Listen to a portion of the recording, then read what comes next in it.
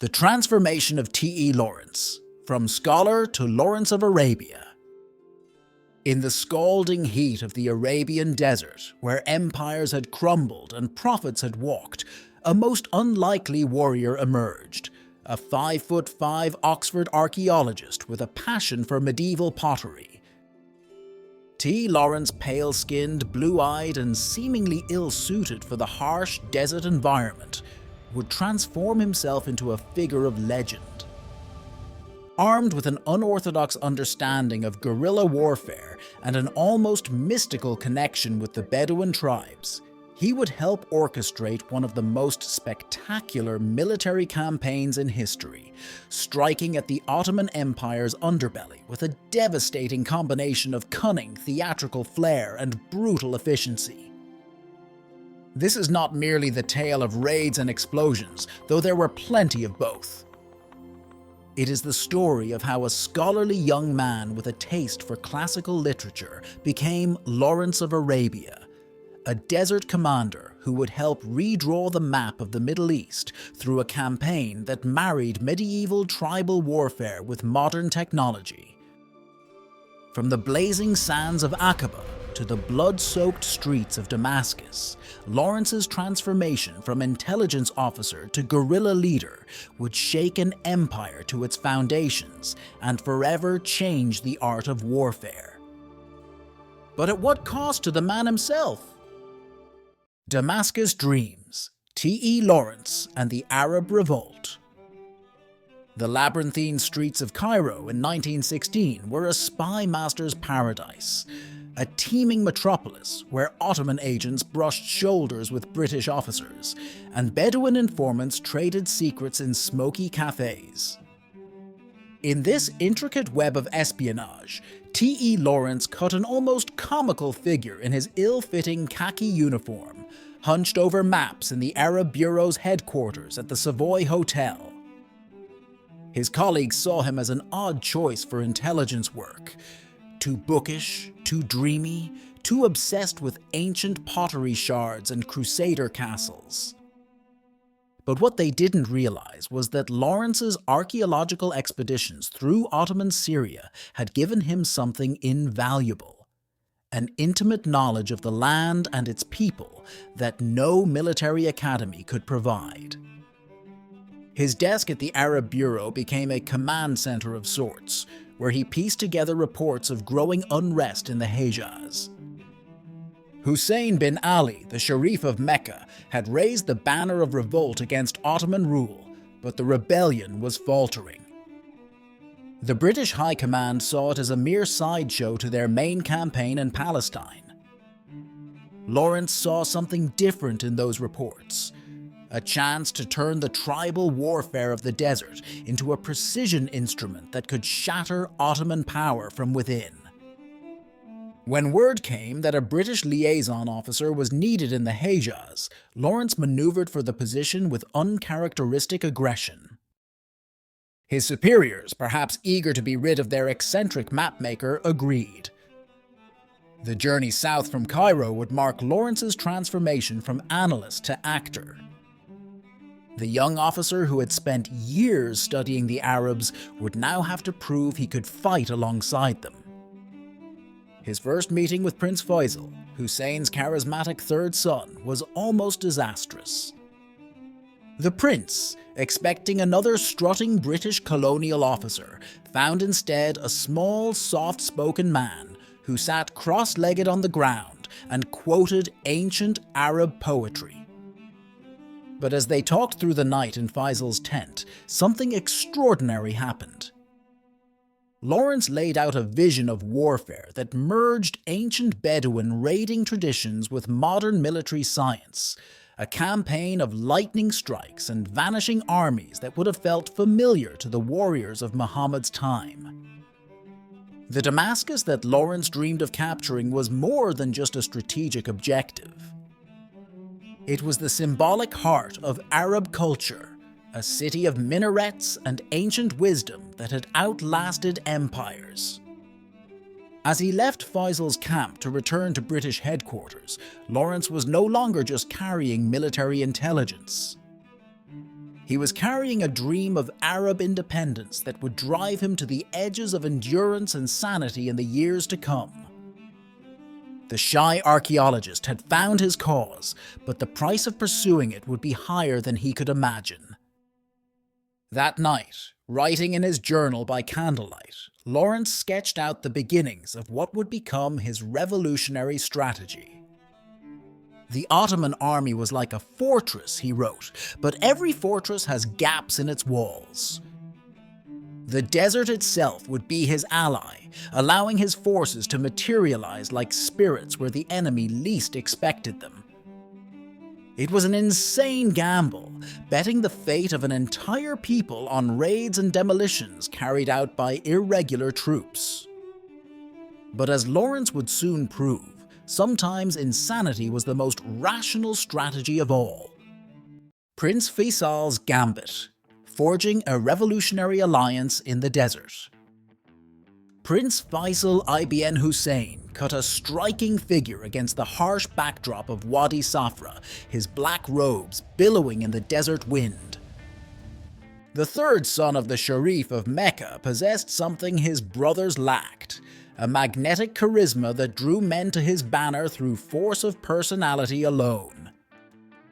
When Lawrence arrived at his camp in October 1916, he found not just a rebel leader, but a man who carried himself with the quiet dignity of ancient kings. The prince's dark eyes studied the odd Englishman before him, weighing whether this small, sunburned figure could really be the key to his people's liberation. Their first war council was held in Faisal's great black tent, where the flickering light of oil lamps cast dramatic shadows on the carpeted floor. Lawrence laid out maps captured from Ottoman forces, pointing to the vulnerable railway lines that formed the empire's lifeline to its southern armies. But what captured Faisal's attention wasn't the military details. It was Lawrence's deep knowledge of Arab poetry and his ability to quote the ancient epics of their people. Here was a foreigner who understood that warfare in Arabia was as much about honor and tradition as it was about tactics. The plan they hatched that night was audacious to the point of madness. Instead of trying to hold territory like a conventional army, they would turn the vast desert into a weapon. The Bedouins' intimate knowledge of hidden water sources would allow them to strike anywhere along 1,000 miles of Ottoman supply lines. Lawrence's proposal went against every principle of modern military doctrine, but that, he argued, was precisely why it would work. The Turks were prepared for a regular army. They would have no answer for a ghost force that could appear and disappear at will. Winning over the tribal sheikhs proved to be the greatest challenge. These proud leaders, many of whom could trace their lineages back to the time of the Prophet, were skeptical of both the foreign advisor and his unconventional tactics. But Faisal had inherited his father's diplomatic genius. In one memorable scene, he gathered the most powerful chiefs in his tent and challenged them to match Lawrence's knowledge of their own tribal histories. When Lawrence correctly recited the complicated genealogies of their ancestors, knowledge gained during his pre-war archaeological surveys, the mood in the tent shifted from hostility to grudging respect. The partnership forged between Lawrence and Faisal would reshape the Middle East, but it began with something as simple as shared meals of rice and lamb, eaten cross-legged on carpets under desert stars. While Ottoman intelligence reports still described Lawrence as a minor British liaison officer, he was quietly being transformed by his immersion in Bedouin culture. He abandoned his British uniform for Arab robes, learned to ride a camel in the local style, and began to see the war through the eyes of his adopted people. Faisal, watching this metamorphosis with keen interest, recognized that Lawrence was becoming something unprecedented, a bridge between two worlds that had never truly understood each other. The time for planning was running out. Ottoman patrols were probing deeper into their territory. and the British High Command was growing impatient for results. As November drew to a close, Lawrence and Faisal prepared to put their theories to the test. Their first target would be the Hejaz Railway, the vital artery that connected Damascus to Medina. As their raiders mounted up in the pre-dawn darkness, no one could have predicted that this small beginning would escalate into one of the most brilliant guerrilla campaigns in military history. The Desert War was about to begin in earnest, and its first moves would be played out in the shadow of mountains that had witnessed the rise and fall of empires since time immemorial. The guerrilla prince, T.E. Lawrence's transformation into a desert tactician. No textbook had ever taught what Lawrence now needed to learn. The delicate art of staying alive in the desert required knowledge passed down through generations of Bedouin warriors. His first lesson came brutally. After riding for 16 hours straight, he slid off his camel, unable to walk for 2 days. The tribe's warriors watched with amusement as the Englishman learned to ride properly, not perched awkwardly atop the saddle like a European, but cradled in the camel's stride, becoming one with the animal's rolling gait. The transformation went deeper than mere survival skills. Lawrence learned that successful raids required an intricate dance of tribal politics. Each operation had to be choreographed to share glory and spoils among competing clans. He discovered that the Bedouin would ride 100 miles to attack a Turkish garrison, but would just as quickly abandon a battle to protect their precious camels. Rather than fight this reality, Lawrence turned it into a strength. His raiders would materialize from the desert like a sandstorm, strike with devastating precision, and vanish before Ottoman reinforcements could arrive. His first independent command came in January 1917. Leading a small band of 30 warriors, Lawrence orchestrated an attack on a Turkish patrol near the Red Sea coast. The raid itself was minor, a brief firefight that left 3 Ottoman soldiers dead and 2 captured, but its psychological impact was profound. Word spread through the tribes: the pale-skinned foreigner could fight. More importantly, he understood the desert's unwritten rules. After the skirmish, Lawrence ensured the captured Turkish weapons were distributed according to tribal custom, with the best rifle going to the warrior who drew first blood. But it was in the art of demolitions that Lawrence found his true calling. The Hejaz Railway became his canvas, and explosives his medium of choice. He developed a signature technique, placing charges under the rails just so, calculating the exact amount of gelignite needed to buckle the tracks without destroying them completely. The goal wasn't merely destruction. It was to create precise delays in Ottoman logistics, forcing them to expend massive resources on repairs and protection. His raids became increasingly sophisticated, targeting not just tracks but bridges, water towers, and telegraph lines in coordinated strikes that left Turkish commanders baffled. The physical demands were extreme. Lawrence and his men would ride for days without rest, surviving on handfuls of dates and sips of water from goatskin bags. The desert sun baked them by day. The cold night winds froze them in their sleep. Yet Lawrence thrived in this harsh environment. His body grew lean and weathered, his blue eyes taking on the distant gaze of a Bedouin scout. He learned to read the desert like a book, finding water by the presence of certain birds, detecting enemy patrols by the faintest tracks in the sand. By spring, Lawrence had earned a new name among the tribes. El Aurens, they called him, a title that carried respect rather than mere recognition. His raids had evolved from simple hit-and-run attacks into complex operations involving hundreds of warriors from different tribes. But with each success, the stakes grew higher. the Ottoman commanders were adapting, reinforcing their garrisons, offering gold for information about the ghost-like raiders who seemed to emerge from nowhere. Lawrence knew they would need something more dramatic, something unprecedented, to maintain momentum. His eyes turned northward, toward a heavily defended port city that every military expert considered impregnable, Aqaba. The Red Sea raids, Lawrence's desert warfare masterpiece.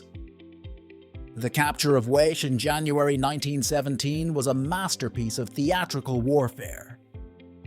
While Royal Navy ships made a show of bombarding the port's defenses from the sea, Lawrence and his Bedouin fighters materialized from the supposedly impassable desert behind the city. The Ottoman garrison, convinced no significant force could cross such harsh terrain, found themselves caught in a trap of their own assumptions. The city fell with barely a shot fired, its defenders surrendering to an army that seemed to have emerged from the dunes like a mirage. Naval Captain R.D. Boyle of HMS Harding found himself increasingly drawn into Lawrence's unorthodox style of warfare. Together, they orchestrated a campaign that married Bedouin mobility with British sea power. Small Arab raids would drive Ottoman units toward the coast, where Royal Navy gunboats waited in ambush. The Turks found themselves facing an invisible enemy that could strike anywhere along hundreds of miles of coastline, never staying still long enough to be engaged in decisive battle. Lawrence's growing legend helped forge alliances with previously hostile tribes. The Huwaitat, fierce warriors led by the notorious Auda Abu Tai, were particularly crucial. Auda, a man who boasted of killing 75 men in personal combat, was impressed not by Lawrence's British credentials, but by his ability to speak the language of tribal honor. Their first meeting became the stuff of legend, Lawrence matching Auda boast for boast, quoting ancient poetry and demonstrating his knowledge of the intricate web of tribal blood feuds and alliances. The raids took on an almost systematic quality. Lawrence would gather intelligence about Ottoman movements through an elaborate network of tribal informants, identify vulnerable points, then strike with precisely calculated force. He developed a mathematical formula for his attacks, the minimum number of men, explosives, and supplies needed to achieve maximum disruption with minimal risk. The Royal Navy provided more than just gunfire support. Their ships became mobile supply bases, allowing Lawrence's forces to operate far from their traditional tribal territories. But success brought its own complications. British intelligence in Cairo began to take serious notice of the expanding desert campaign. Some officers saw the potential for a major strategic breakthrough. Others viewed Lawrence's growing influence with suspicion, concerned that he was going native and forgetting his role as a mere liaison officer. The tension between conventional military thinking and Lawrence's irregular warfare would only grow as the campaign expanded northward. The real innovation of the Wage period wasn't just military, it was psychological. Lawrence understood that in tribal warfare, perception was often more important than reality. He staged raids not just for military effect, but for their impact on tribal politics. A successful operation would attract more warriors to his banner, while even a minor defeat could send entire clans drifting back to their traditional territories. He learned to think like a tribal leader, understanding that every action had ripples in the complex social fabric of desert society. His forces grew into what he called the Northern Army, though it was less an army than a constantly shifting coalition of tribal raiders bound together by Lawrence's personality and Faisal's leadership. But Lawrence's gaze was already turning toward larger prizes. The seizure of Wesh had secured their position on the Red Sea coast, but to truly threaten Ottoman power, they would need a port closer to the heart of empire. In his dispatches to Cairo, he began to lay the groundwork for an operation that seemed impossible on its face, an attack on the heavily fortified port of Aqaba, not from the sea where its guns waited, but from the undefended desert that the Turks considered its best protection. As spring turned to summer in 1917, Lawrence's nights were spent poring over intelligence reports and mapping the treacherous terrain between Way and Aqaba. The Turks had fortified Aqaba against naval assault, but no one had ever attempted to bring an army across the Nefud Desert. No one, that is, except the legendary Bedouin warriors of ancient times. As Lawrence studied the old caravan routes and hidden water sources, a plan began to take shape, one that would either cement his reputation as a military genius or end in disaster in the merciless desert wastes. Breaking the Iron Road, Lawrence's guerrilla warfare revolution. In the moonless nights of early 1917, the Hejaz Railway became a scene of calculated destruction that would revolutionize the art of guerrilla warfare. Lawrence had transformed train wrecking into a science. His formula was precise: 20 pounds of gelignite placed under the sleepers at a curved section of track, detonated just as the locomotive's weight shifted. The explosion would lift the engine's front wheel, sending it careening into the sand while leaving the tracks repairable, ensuring the Turks would keep using the line rather than abandoning it entirely. The psychological impact of these raids extended far beyond the physical damage. Ottoman soldiers began to dread their rail journeys, jumping at every shadow, knowing that somewhere in the vast desert Lawrence's raiders were watching. Turkish repair crews worked under constant tension, never knowing if the next section of track might explode beneath them. The rail line required a garrison every 6 miles for protection, tying down thousands of Ottoman troops that could have been used elsewhere. Lawrence's most innovative tactic was the tulip, a curved metal plate placed under the rails that would bow upward when a train passed, derailing it without explosion. This silent sabotage meant his raiders could strike multiple points along the line without alerting nearby garrisons. The Turks began posting men every few hundred yards along the track, but they couldn't watch everywhere. Lawrence calculated that forcing the Ottomans to guard the entire railway cost them more in manpower and resources than maintaining an entire front line of conventional warfare. The raids themselves became increasingly sophisticated. Lawrence would split his force into specialized teams: demolition experts, often former miners from Arabian copperworks, covering forces to handle Turkish patrols, and swift camel-mounted units to carry away captured supplies. He developed a signature technique of attacking trains from both sides simultaneously. One force would pin down the Ottoman troops, while another planted explosives, ensuring maximum confusion among the defenders. But perhaps his greatest innovation was turning train wrecking into a form of desert theater. Each successful raid attracted more tribal warriors to his banner. The distribution of spoils followed elaborate tribal customs: weapons to the fighters who drew first blood, gold to the sheikhs who provided men, food and ammunition shared according to ancient formulas. Lawrence understood that these raids were not just military operations, but performances that reinforced the social bonds holding his irregular army together. The Ottoman response revealed their growing desperation.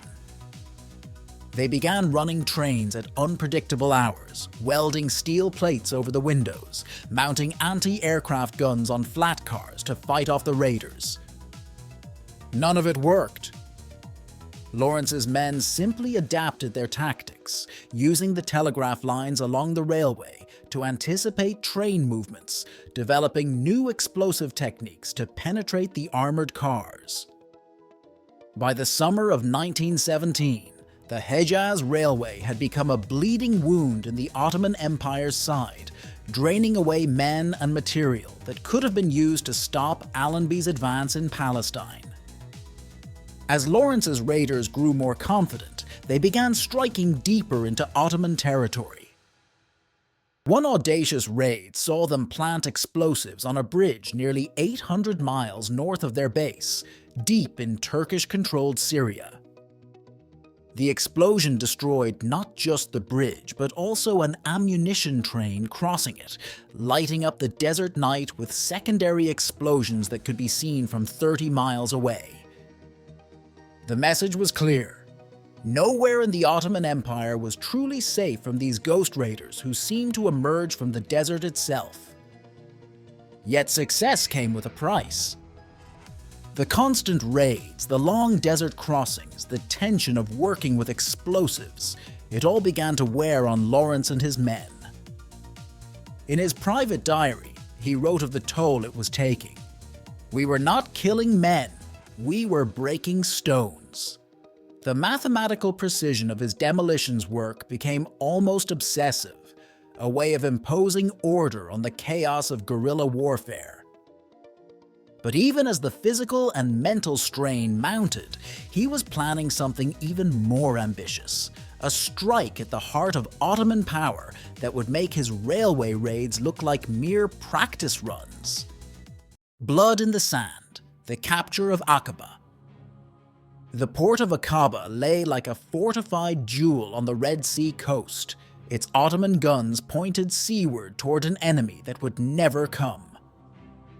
In June 1917, Lawrence proposed what seemed like military madness, a 600-mile trek through the Nefud Desert, one of the most inhospitable terrains on Earth, to attack Aqaba from its unprotected inland side. The British command in Cairo dismissed it as suicide. The Bedouin called it impossible. Lawrence called it inevitable. The journey began with 60 hand-picked men from the Howitat tribe, led by the legendary Auda Abu Tai. They rode east into the Nefud, following ancient caravan routes known only to the oldest desert guides. The first week saw them covering nearly 100 miles of waterless desert, their camels stumbling through endless dunes under a murderous sun. 2 men died from heat exhaustion. When they found water, it was so brackish that even the camels hesitated to drink. At Beir, Lawrence orchestrated a masterpiece of tribal diplomacy.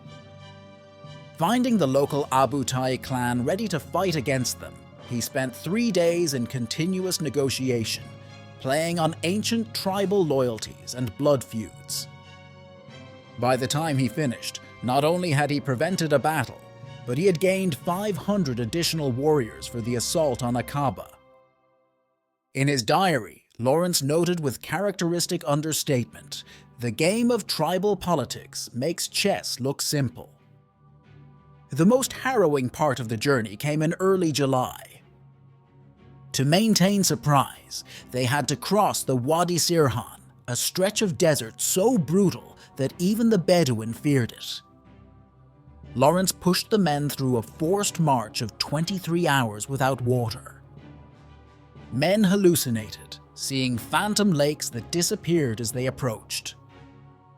2 more died, simply falling from their camels without a sound. But they emerged where no Ottoman commander expected them, behind Aqaba's inland defenses. The battle itself was a study in tactical brilliance. Rather than attack the port directly, Lawrence systematically isolated it by taking the small inland forts that protected its rear. Abba el-Lisan fell first, its garrison overwhelmed by a dawn attack that caught them literally still asleep. Turkish reinforcements, rushing south from Man, were ambushed in a narrow defile where Bedouin marksmen had the advantage of high ground. The Ottoman soldiers, trained for conventional warfare, had no answer for the swirling, irregular attacks that seemed to come from all directions at once. On July 6th, Lawrence and his men looked down on Aqaba from the surrounding heights.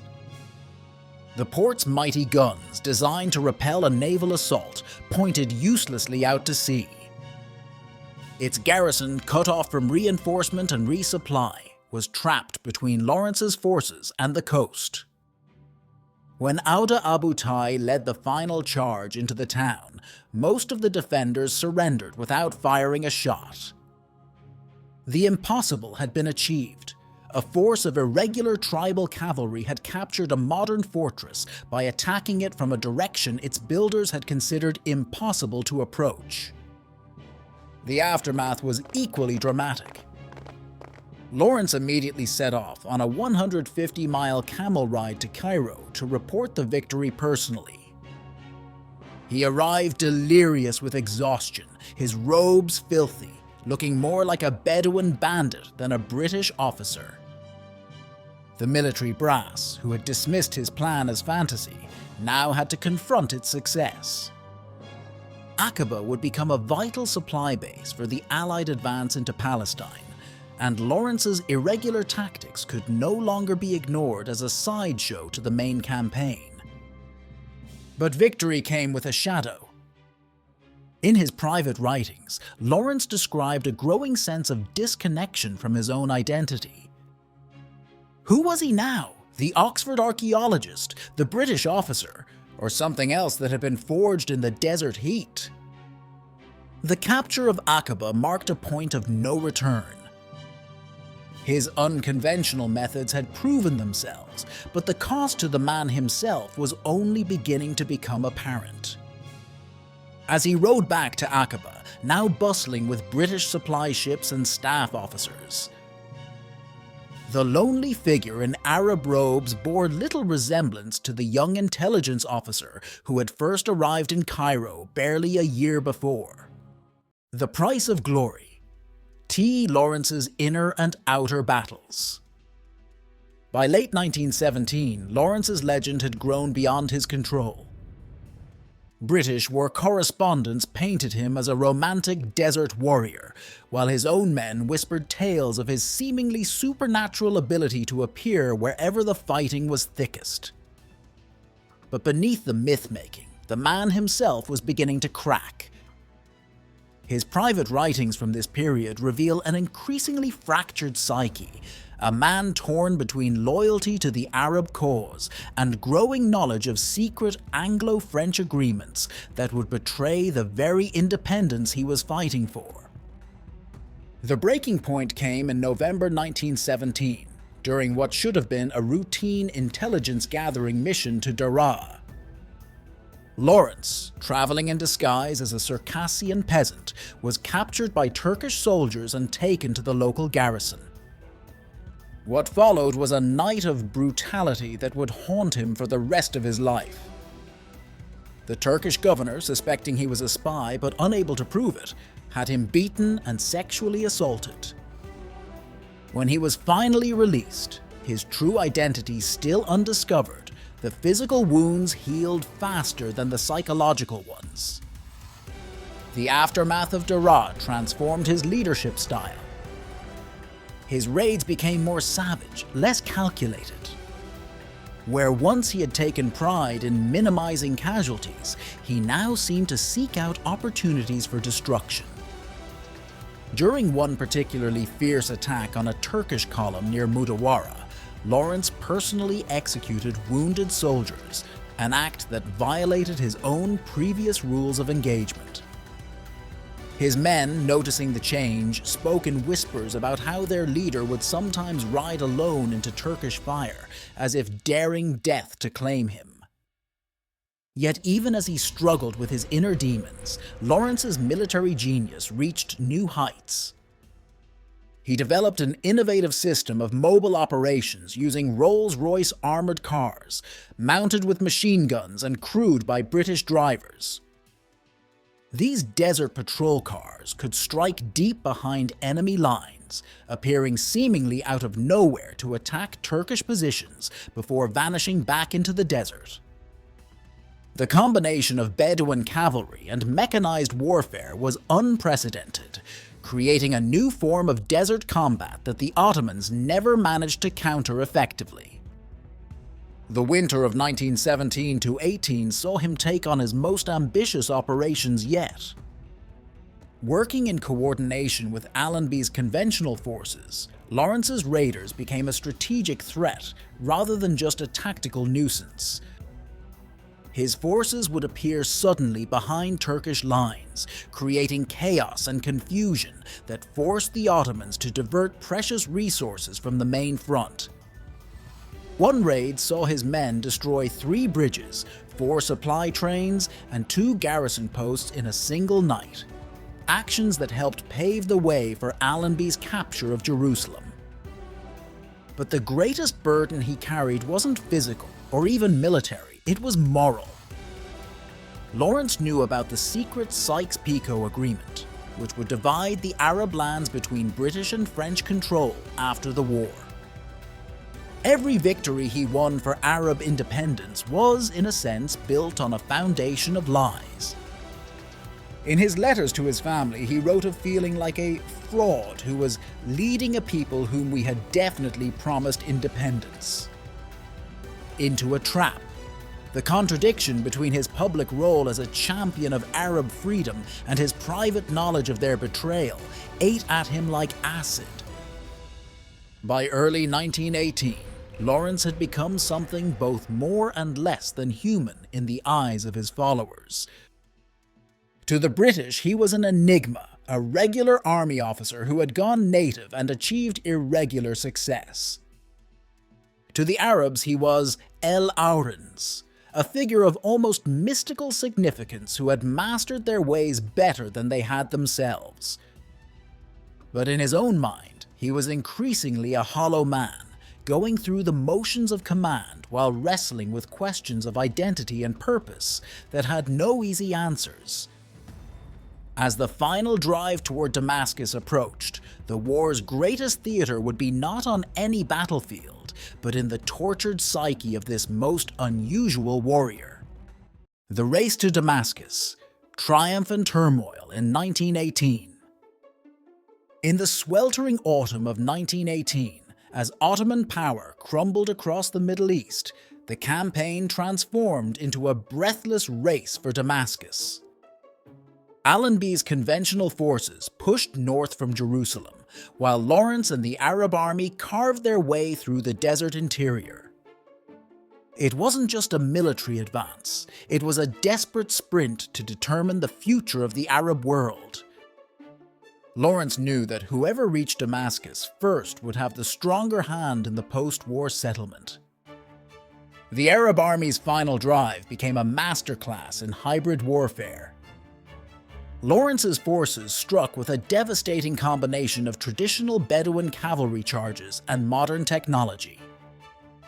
Rolls-Royce armored cars, their metal skins baking in the desert sun, roared alongside camel-mounted warriors. Turkish positions that had held for centuries fell in hours. At Deira, the very place where Lawrence had endured torture months before, his forces cut the last rail link to Damascus, trapping thousands of retreating Ottoman troops. A surreal moment occurred at Tel Aswad, where Lawrence's Bedouin cavalry encountered fleeing German aircraft. The pilots, their machines out of fuel, landed in the desert and tried to burn their planes. Arab raiders on camels charged across the airfield, capturing some of the most sophisticated military technology of the age, with weapons that hadn't changed since the Crusades. Lawrence, watching through field glasses, later wrote that it felt like time itself had become confused. The final approach to Damascus became a three-way race between Lawrence's Arab army, an Australian cavalry unit, and the remnants of the Ottoman forces trying to establish a defensive position. The city's political leaders, sensing the empire's collapse, began secret negotiations with both the British and Arab forces. Lawrence, operating on virtually no sleep for days, orchestrated a complex political ballet, ensuring that when Damascus fell, it would appear to have been liberated by Arab forces rather than conquered by the British.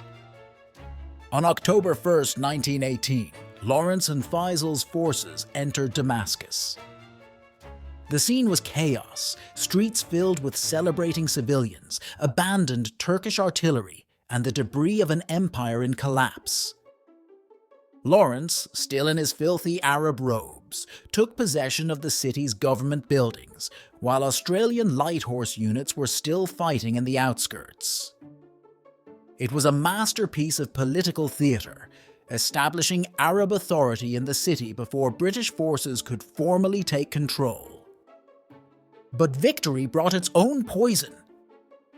Within hours of the triumphant entry, the city descended into near anarchy.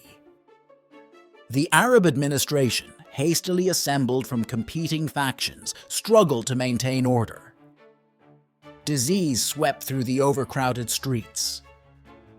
Lawrence, running on the last reserves of his strength, worked frantically to establish basic services and prevent the liberation from descending into a humanitarian catastrophe. When he finally collapsed from exhaustion 3 days later, he was found delirious in a private home, babbling in a mixture of Arabic and English. The fall of Damascus marked both the pinnacle of Lawrence's achievement and the beginning of its unraveling. The city's capture helped seal the Ottoman Empire's fate, but the post-war settlement would soon betray virtually every promise made to the Arabs. Lawrence, who had done so much to engineer the Arab victory, found himself powerless to prevent its political defeat. His final act in Damascus was to refuse a decoration from his own government, a gesture of protest that marked his transformation from imperial agent to advocate for Arab independence. When Lawrence finally left Damascus, slipping away quietly without ceremony, he left behind a legend that would only grow with time. But the man who rode south into the desert bore little resemblance to the eager young officer who had arrived in Cairo in 1916. He had achieved something unprecedented in military history, helping to bring down an empire with a guerrilla army built on promises he knew would be broken. The price of that achievement would haunt him for the rest of his life. Legacy of the Sand, the enduring influence of T.E. Lawrence. In the years following the fall of Damascus, Lawrence's desert campaign would be studied in military academies around the world, though its architect wanted nothing more than to disappear into obscurity. His methods, the fusion of tribal warfare with modern technology, the emphasis on mobility over fixed positions, the use of psychological warfare, would influence generations of military thinking. Vietnam, Afghanistan, and countless other unconventional wars would echo with lessons first learned in the Arabian Desert. Lawrence himself retreated from the spotlight, attempting to vanish into the Royal Air Force under assumed names, John Hume Ross, then T.E. Shaw. Even as Hollywood transformed his story into epic cinema, the real Lawrence was seeking anonymity as an ordinary airman, working on high-speed rescue boats and writing in his spare time. Yet his masterwork, 7 Pillars of Wisdom, would become one of the most influential military memoirs ever written. Its insights into guerrilla warfare, studied by figures as diverse as Mao Zedong and General Giap. The map of the Middle East that emerged from the post-war settlements bore little resemblance to the independent Arab state Lawrence had envisioned. The borders drawn by European diplomats, cutting across tribal and ethnic lines with ruler-straight boundaries, would spark conflicts that continue to this day. Lawrence's prediction that these artificial borders would create a tissue of small, jealous principalities incapable of cohesion proved tragically accurate. His final years were haunted by what he saw as his personal betrayal of the Arab cause, even though he had fought tirelessly against the very agreements that dismembered it. The innovations of his campaign reached far beyond military strategy.